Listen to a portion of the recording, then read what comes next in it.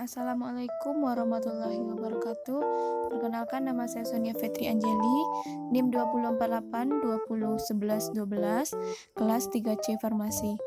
Baiklah, saya akan menjelaskan materi tentang sulfonamida. Pertama, pengertian sulfonamida. Sulfonamida adalah senyawa yang bersifat antimikroba yang merupakan turunan sulfonilamid 4-aminobenzaldeosbolnamida, di mana satu atom H pada gugus sulfonamida diganti disubstitusi dengan gugus lain. Sekarang penggunaannya tersedak oleh kemoterapeutik lain yang lebih efektif dan kurang toksik. Banyak organisme yang menjadi resisten terhadap sulfonamida. Penggunaannya meningkat kembali sejak ditemukannya kontromoxazol, yaitu kombinasi trimethoprim dengan sulfametaxazole. Sulfonamida pertama, antimikroba. Antimikroba adalah zat-zat kimia yang dihasilkan oleh fungi dan bakteri. Zat tersebut memiliki khasiat untuk mematikan. Yang kedua, bukan antimikroba.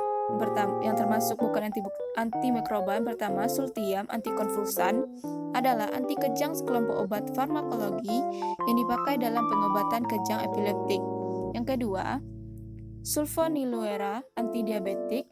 Antidiabetik adalah digunakannya untuk pengobatan diabetes mellitus tipe 2. Yang ketiga, metolazon, diuretik.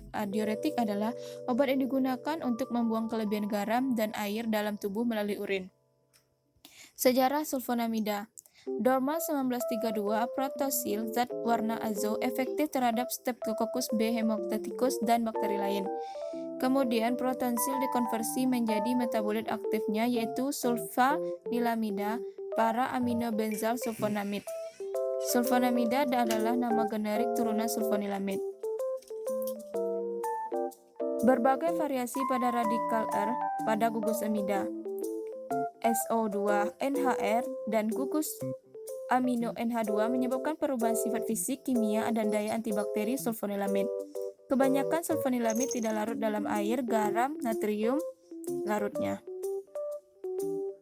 Rumus umum sulfonilamid: yang pertama, H atau sisa asam. Yang kedua, rantai alifatis atau heterosiklik. Sifat-sifat umum sulfonamida: yang pertama, bersifat amfoter. Dengan asam mineral HCl akan membentuk garam HCl yang larut dalam basa, NaOH akan membentuk garam yang larut dalam air. Yang kedua, kelarutan. Dalam bentuk bebas umumnya tidak larut atau sangat sukar larut dalam air. Eter dan CHCl3 sedikit larut dalam etanol dan aseton, mudah larut dalam asam mineral, encer, dan larutan alkali hidroksida. Dalam bentuk garam natrium, mudah larut dalam air, sukar larut dalam pelarut organik. Aktivitas antimikroba. Yang pertama, sulfonamida mempunyai spektrum yang luas tapi kurang kuat dibandingkan antibiotika. Yang kedua, daya kerja umumnya bakteriostatik tapi ada kadar tinggi pada urin, daya kerjanya bakterisida. Kuman yang sensitif terhadap sulfonamida secara in vitro adalah Streptococcus pyogenesis dan Streptococcus pneumoniae. Rentang FIC adalah 0,1 mili untuk C. Tristomatis hingga 4-64 mili untuk E. coli, banyak galur, Gonococcus, Streptococcus. Reaksi umum, reaksi gugus amin primer aromatif positif. Pertama, reaksi ROC, yang kedua reaksi kristal, yang ketiga reaksi gugus sulfon positif, yang keempat pirolisa, yang kelima reaksi vanilin dan H2SO4, yang keenam reaksi kalium bromat. Reaksi kristal sulfonamida dengan reaksi-reaksi pengendapan tertentu akan menghasilkan endapan yang berupa kristal yang berbeda-beda untuk setiap senyawa yang dapat dilihat di bawah mikroskop. Reaksi ROX, bereaksi 10 gram nitrorostrit dilarutkan dalam 100 ml air ROX 1 ditambahkan 5 ml larutan NaOH 20% ROX 2 dan 5 ml larutan KMNO4 5% ROX 3. Setelah dicampur terbentuk endapan warna hijau kotor saring. Gunakan filter sebagai reaksi. Cara melakukannya: sedikit sampel pada plat tetes ditambahkan 1-2 tetes bereaksi warna tergantung pada sulfat yang diperiksa. Baiklah, itu penjelasan materi tentang sulfonamida. Selanjutnya, materi tentang antihistamin.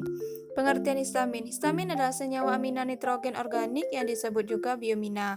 Histamin ini terlibat di dalam sistem kekebalan tubuh, mengatur fungsi pencernaan dan berfungsi sebagai neurotransmitter otak, sumsum tulang belakang, dan rahim. Bila tubuh mengalami kelebihan histamin, maka timbul alergi, maka dicetuslah obat antihistamin atau anti-alergi. Pengertian antihistamin dan gejala alergi. Antihistamin adalah obat yang digunakan untuk meredakan gejala alergi. Gejala yang dapat ditangani oleh antihistamin adalah gejala alergi ringan seperti gatal-gatal, ruam padang kulit, bersin, hidung berair. Cara kerja obat antihistamin. Obat antihistamin bekerja mengurangi atau memblokir produksi histamin dalam tubuh. Generasi obat antihistamin. Obat antihistamin terdiri dari dua generasi, yaitu generasi 1H1, generasi 2H2. Generasi 1H1 adalah generasi awal dari obat antihistamin yang digunakan untuk mengatasi alergi, tetapi efek obat H1 ini tidak bertahan lama, maka perlu dikonsumsi berulang hingga sembuh. Generasi 2H2 adalah generasi yang menyempurnakan generasi 1, digunakan untuk mengatasi alergi dengan efek obat lebih cepat dan tahan lama karena obat H2 ini bekerja menargetkan aksi pada reseptor yang spesifik. Contoh obat antihistamin 1 generasi 1H1 diphenhydramine, kloramfeniramin, clestamine, promethazine. 2 generasi H2H2 cetrazine, lotadine, phenoxypedin. Efek samping obat antihistamin. Efek samping obat antihistamin generasi 1 menyebabkan rasa kantuk, mulut redok dan tenggorokan terasa kering, sakit kepala dan pusing. Efek samping obat antihistamin generasi 2 yaitu mengantuk, sakit kepala, sakit perut, mulut kering. Aturan minum obat antihistamin diminum sesuai dengan yang dijelaskan pada kemasan obat atau yang disarankan oleh apoteker atau dokter. Interaksi obat antihistamin. Obat antihistamin akan berefek negatif bila berinteraksi dengan alkohol, pil tidur, obat penenang, pelemas otot. Bagaimana bila obat antihistamin dikonsumsi ibu hamil atau menyusui? Disarankan untuk konsultasi dengan dokter karena dikhawatirkan dapat mengganggu perkembangan janin atau bayi yang menyusui. Generasi yang mana lebih baik untuk dikonsumsi? Tidak ada penelitian atau saran yang menunjukkan bahwa antihistamin generasi tertentu lebih baik daripada yang lain. Baiklah, sekian penjelasan tentang antihistamin. Selanjutnya materi tentang barbiturat. Pengertian barbiturat. Barbiturat adalah golongan obat penenang yang biasa digunakan sebelum atau untuk mengatasi kejang. Obat golongan ini dapat menyebabkan efek rileks dan kantuk karena barbiturat dapat mengurangi aktivitas saraf di otak. Barbiturat juga efektif sebagai antibiotik, hipnotik, dan antikonvulsan. Barbiturat memiliki potensi kecanduan baik secara fisil dan psikologis. Barbiturat pada umumnya digunakan sebagai asam bebas atau garam untuk sodium, kalsium, kalium, dan litium. Bentuk-bentuk sediaan barbiturat. Pertama, injeksi. Kedua, cairan. 3 tablet. 4 kapsul. Rumus umum dan rumus dasar barbiturat. Rumus umum umumnya R1 atau R2 adalah alkil atau aril, R3 adalah H atau CH3, R4 adalah O barbiturat atau S tiobarbiturat. Sifat-sifat umum. Senyawa barbiturat umumnya berupa serbuk putih, tidak berbau dan rasanya pahit. Bersifat asam lemah karena dapat bertautomeri menjadi bentuk ketenol. Bentuk enol bersifat asam karena dapat teriosinasi. Kelarutan senyawa barbiturat hampir tidak larut dalam air. Agak mudah larut dalam etanol dan aseton, agar suka larut dalam eter dan klorofrom. Larut dalam alkali hidroksida membentuk garam. Garam barbiturat mudah larut dalam air, larutannya dalam air tidak stabil dan mudah terhidrolisasi. Sifat fisika dan kimia barbiturat. Sifat fisika larut dalam 130 bagian air, dalam 13 bagian air mendidih, dalam 15 bagian etanol 95% P, dalam 75 bagian klorofrom P, dalam 35 bagian eter P, dan diam 6 bagian aseton. Jarak leburnya antara 188 dan 192. Sifat kimianya, barbiturat merupakan derivat asam barbiturat 2,46 trisoheksahidropirimidin. Nama-nama umum barbiturat, nama generik dan nama dagangnya. Aminobarbitat suntik, amital, dea jadwal 2 tablet batu barbital, butisal, dea jadwal 3. Efek sampingnya, beberapa efek samping jarang terjadi tetapi sangat serius. Ini termasuk kesulitan bernafas, nyeri dada atau sesak, ruam, demam, nyeri sendi. Tanda-tanda dan gejala penyalahgunaan barbiturat.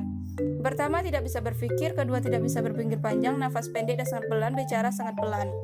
Reaksi umumnya, reaksi pari, bereaksi larutan COCl2 atau CONO321% dalam metanol absolut. Cara melakukannya, letakkan sedikit sampel padat pada cawan penguap, tambahkan 1 tetes bereaksi, uapkan di atas penangas air sampai kering, tambahkan 1 tetes amonia pekat atau uap NH3 terbentuk warna ungu. Reaksi Zwinker, bereaksi 4 ml CuSO4 10% dicampur dengan 1 ml piridin dan 5 ml air. Baiklah, sekian penjelasan tentang sulfonamida, antihistamin, dan barbiturat. Wassalamualaikum warahmatullahi wabarakatuh.